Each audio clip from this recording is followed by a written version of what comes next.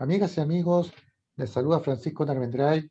Un agrado, como siempre, por seguir estas cápsulas en tiempos de cuarentena y además inaugurando esta temporada 2021, en estos tiempos de confinamiento. A continuación, para mí es un agrado presentar a la abogada doña Beatriz Llanos de Jocal. ¿Cómo estás, estimada Beatriz? Hola Francisco, bien, ¿y tú? ¿Cómo estás? Estimada Beatriz, muchas gracias por aceptar la invitación para esta cápsula. Doña Beatriz Llanos es abogada egresada de la Universidad de Concepción y directora ejecutiva del sitio Yo también quiero saber.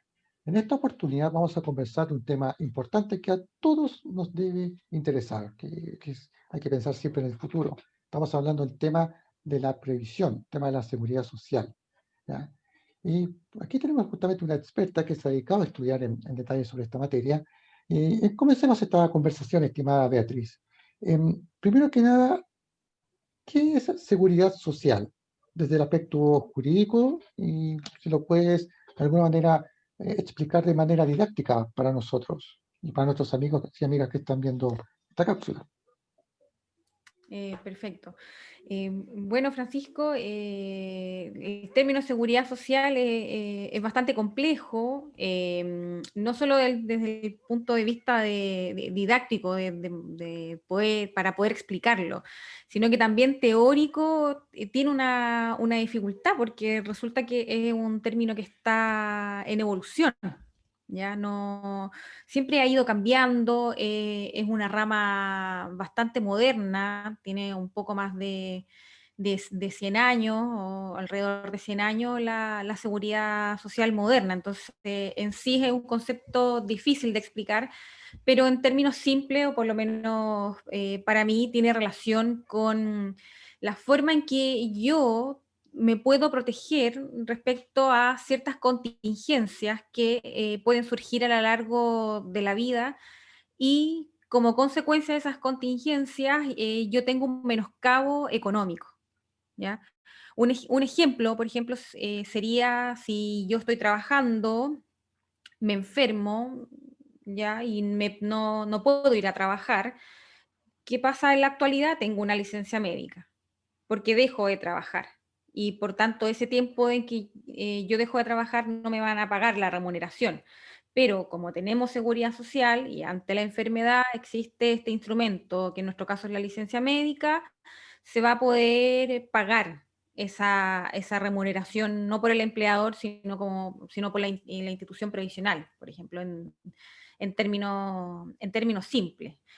Y estas contingencias sociales son las que nos van a poder permitir acceder a los beneficios, a esta protección que da la seguridad social.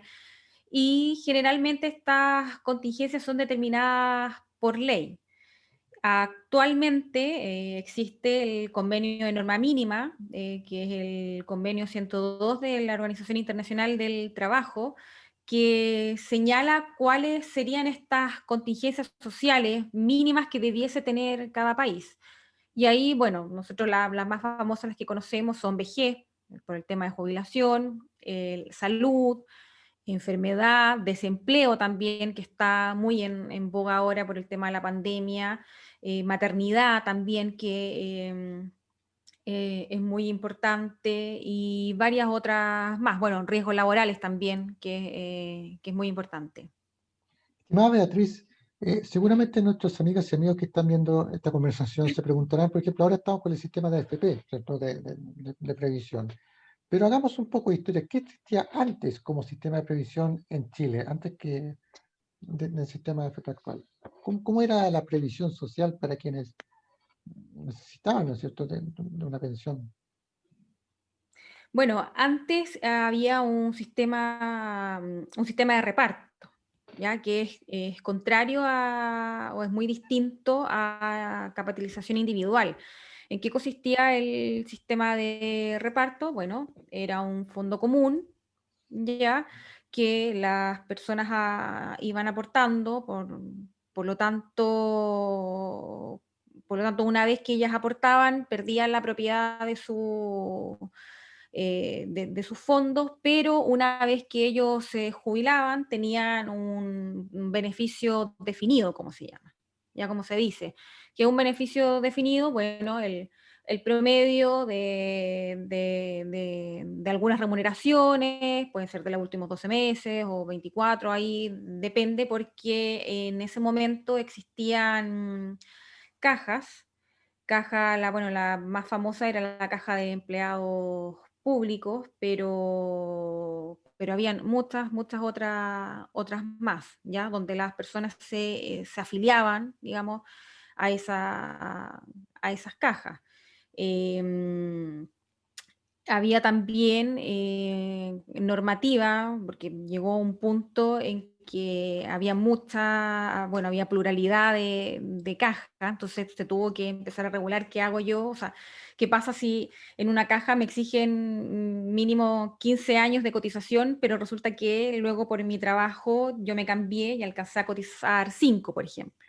Claro. ¿Ya? Como eran cajas distintas, no era solamente un sistema o una entidad, ¿ya? Entonces comenzaron a haber regulaciones con respecto a eso. Bueno, tendrán que concurrir, por ejemplo, proporcionalmente al pago de la pensión, y se solucionó por ese lado ese aspecto negativo. Pero igualmente el sistema antiguo, eso no, en ningún caso hay que desconocerlo, había que modificarlo. De hecho, hay varios informes que se encargaron a especialistas en ese momento. El más famoso es el informe Pratt, ¿ya?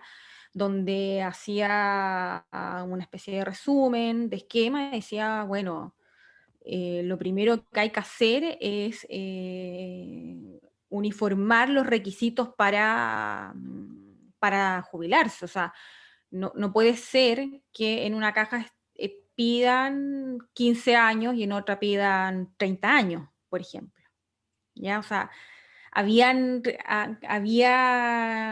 que reformar el sistema. Eso siempre estuvo claro, y los especialistas de la época siempre se pronunciaron con respecto a eso. No, sí, ninguno señaló modificaciones tan dramáticas como las que sucedió en el año 80. O sea, siempre era sobre la base de reparto, evidentemente con algunas modificaciones como la que te dije recién, el tema de la uniformidad. Pero igualmente el sistema debía ser perfeccionado. Estimada Beatriz, ¿tiene relación también con la esperanza de vida, por ejemplo, que se ha ido modificando en el tiempo? O sea, las personas trabajaban más, tenían más años, ¿no es cierto? Y eso también de alguna manera condicionó en parte el antiguo sistema, ¿o no? Porque, excusa, pero hay que recordar que, por ejemplo, en el siglo Sí. XIX, la esperanza de vida era de 35 años. A ver, fíjate. Después se ha ido modificando y aumentando con el avance de la medicina. Y eso también tiene consigo que la persona trabaja más, o sea, tiene más años y por ende puede trabajar más tiempo. Eso de alguna manera condicionó aquello. Lo que comentas de que el sistema ya estaba colapsando, no estaba adecuándose a los tiempos, seguramente. Sí, mira, son varios aspectos que llevaron al sistema a dudar o a dudar de su sostenibilidad financiera. Pero fíjate que el tema que tú me preguntas es bastante interesante, porque generalmente el tema de la esperanza de vida siempre se asocia como un defecto a los sistemas de reparto, pero en realidad el sistema de capitalización individual que tenemos nosotros actualmente también es un problema, porque resulta que si tú aumentas la esperanza de vida, el número por el cual se divide el fondo, o sea, que tú tienes que hacerlo durar, digamos, de acuerdo a toda la vida, también va a aumentar, ¿ya? Entonces, ahí resulta que es un defecto que en definitiva afecta a ambos sistemas, no solamente a Claro. uno, ya que eso también es importante señalarlo, porque siempre se achaca al sistema de reparto, al sistema antiguo con ese problema, con esa dificultad, y en realidad el de capitalización individual también lo tiene. ¿Ya? O sea, esto de tener que usar el fondo, no sé, si yo junté 50 millones y tener que usarlo distribuirlo en 20 años es muy distinto si tengo que distribuirlo en 30. O sea, evidentemente también la pensión me va a disminuir. Yo creo que el sistema antiguo tiene que ver, hay un tema de sostenibilidad financiera que era bastante importante, eso yo no, nadie lo puede dudar, pero el mayor defecto que se le atribuía eran las inequidades que tenía. Porque resulta que con esta pluralidad de cajas, lo que se hizo es que gente finalmente se creaba su propia caja y decía, mira, vamos a hacer nuestra caja y vamos a jubilar con 15 años. Y vamos a, y nuestra base de cálculo van a ser, no sé, estoy inventando, porque no recuerdo ahora un ejemplo exacto, pero va a ser, por ejemplo, los últimos 12 meses. ¿Ya? En cambio, habían otras cajas que eran mucho más estrictas en sus requisitos para acceder a una pensión de jubilación. Por ejemplo, exigían 25 años de cotización. 25 años. Entonces, ese tipo de inequidades que dijeron, oye, o sea, esto no podemos permitirlo. O sea, hay que uniformar los requisitos para acceder a esta prestación, por ejemplo. ¿Ya? También, evidentemente, yo creo que a la larga iba a incluir una disminución de las pensiones, porque llegaba un punto en que el Estado también se empezó a hacer parte de esta contribución. Recordemos también que en el sistema antiguo contribuían no solamente los trabajadores, sino que también los empleadores y también el Estado, cosa que hoy en día no sucede. O sea, ahora recién, después de todo el tiempo que hemos tenido vigente este nuevo sistema, se está discutiendo si el empleador va a aportar un 6% y ese 6% si va a la cuenta individual o a este fondo solidario. Claro. Estimada Beatriz, vamos a ser más específica ahora. Vamos a hablar un poco de tú tienes un sitio web que se llama Yo también quiero saber. ¿Nos puedes explicar un poco en qué consiste, en qué función cumple? Que tiene relación con lo que estábamos conversando, con el tema de la seguridad social y previsión. Sí, sí, exactamente. Bueno, Francisco, esto es una idea, es un proyecto autogestionado que nació principalmente porque me encuentro cursando estudios de posgrado y la verdad que no quería quedarme en la teoría. ¿Ya? En general, el nivel de litigiosidad de la seguridad social en nuestro país es muy bajo. ¿Ya? Ya sea, bueno, hay varias razones para eso, pero en general, o por lo menos yo desconozco cuáles son los problemas que se presentan en el diario vivir. ¿Ya? O sea, puede ser que una persona tenga dudas, por ejemplo, ahora con el seguro de desempleo, puede ser que la entidad le diga no, no procede el seguro de desempleo, pero puede ser que sí le corresponde. Perfecto. Claro, esa básicamente inspirada también en lo que estábamos conversando, la contingencia, ¿verdad? De cómo poder aportar de una manera didáctica, acercando un poco a las personas sobre este complejo tema, porque al final de cuentas, me incluyo, nos cuesta entender todavía cómo funciona todo este sistema y que va a tener incidencia sí o sí en nosotros en el futuro. Sí, es que es bastante, como te digo yo, bueno, acá está Aquí la estamos viendo, mis página. amigos, el sitio Yo también quiero saber. Cuéntanos un poco cómo está estructurado para...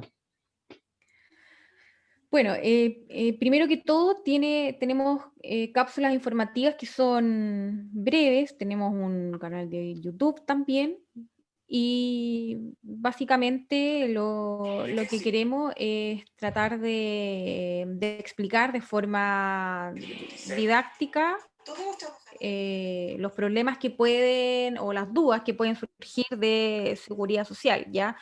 Por ejemplo, este video que explica en forma breve qué es lo que hacemos. Hay gente que ahora por el tema de los retiros del 10% no tenía claridad de su AFP, por ejemplo. ¿Ya? Que eso también es importante y creo yo que es lo mínimo que nosotros debiésemos saber o cuáles son las instituciones, no sé, la institución encargada con el tema de salud, cuáles son mis derechos que puedo exigir y que no.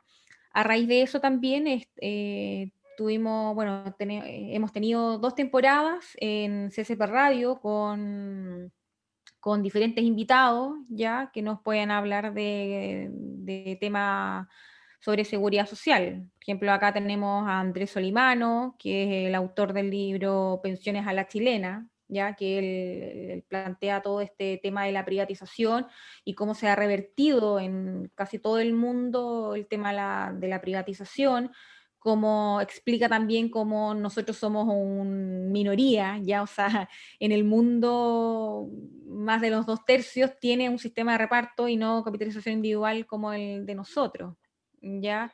Entiendo. Bueno, estuvimos con la profesora Gabriela Lanata también, que ella es especialista en el área, y yo estoy comenzando en este asunto que tiene muchos vaivenes, ya también tuvimos, por ejemplo, a Recaredo Galvez de la Fundación SON, de Protección Social como base para enfrentar la pobreza de Claudine Litvak, que yo lo recomiendo mucho porque es muy certera en sus análisis y cómo también la seguridad social es una inversión para poder proteger de la pobreza del día de mañana. Claro, ese es justamente lo que tú mencionas en el último punto, uno de los puntos importantes a destacar, cómo proteger nuestra inversión, tomando en cuenta que los años pasan rápido y uno tiene que irse preocupando ya del el futuro. Estimada Beatriz, te dejo el espacio final para que si quieres comentar algo relacionado con lo que hemos conversado. Muchas amigas y amigos estarán viendo seguramente esta conversación y seguramente tendrán muchas preguntas, estarán pensando, yo diría a las personas como jóvenes tal vez que están comenzando con la vida laboral y le están tomando un poco el peso también al tema de la previsión, por ejemplo. No sé si quieres comentar algo al respecto, algún consejo. Y por supuesto, que también puedan visitar el sitio que estamos viendo recién. ¿Quieres dejar algún aviso? El espacio es tuyo.